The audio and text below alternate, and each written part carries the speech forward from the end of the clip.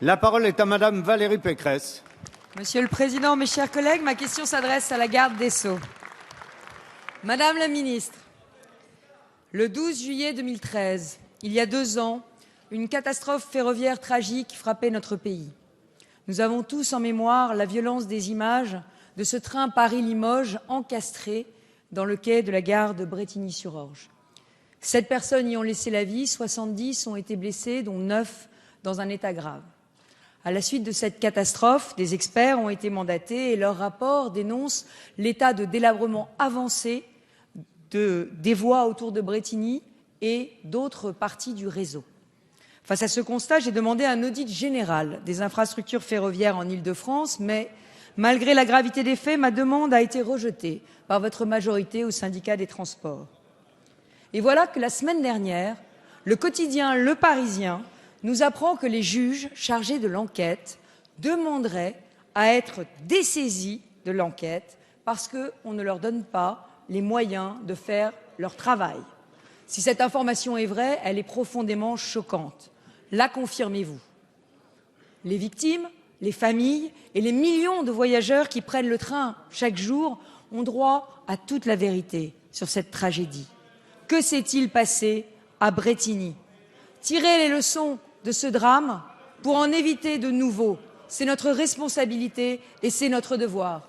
Madame la ministre, que comptez-vous faire pour que la justice puisse faire son travail? Merci. La parole est à Madame Christiane Taubira, garde des Sceaux, ministre de la Justice. Monsieur le Président, Mesdames et Messieurs les députés, Madame la députée, Madame la ministre Valérie Pécresse, c'est un drame douloureux qui nous a frappés. Vous vous en souvenez à quel point nous étions tous choqués parce que nous avions perdu l'habitude d'avoir des tragédies de cette nature avec autant de victimes dans ce pays. La justice a été saisie. J'ai veillé très vite, le ministère de la Justice a veillé très très vite à ce que la prise en charge des nombreuses victimes soit faite dans les meilleurs délais. Le Premier ministre s'est déplacé, le ministre des Transports s'est déplacé, je me suis moi-même déplacée et nous avons veillé à nous assurer que tous les moyens seraient donnés. Les moyens ont été donnés au tribunal d'Évry.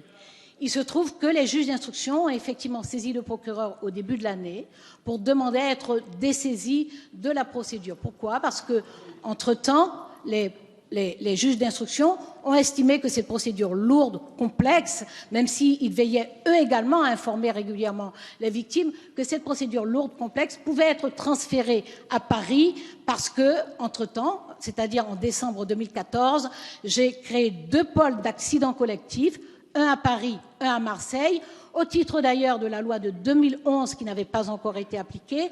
Et ces 2 pôles d'accidents collectifs ont reçu évidemment les effectifs de magistrats et de greffiers nécessaires pour fonctionner. De même, auprès du tribunal d'Évry, nous avons fait une avance en frais de justice pour assurer le traitement de cette procédure.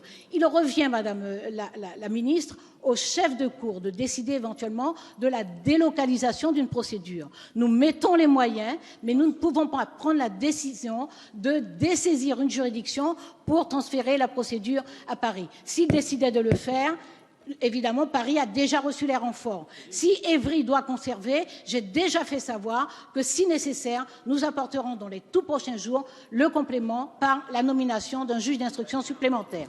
Merci Madame la garde des Sceaux.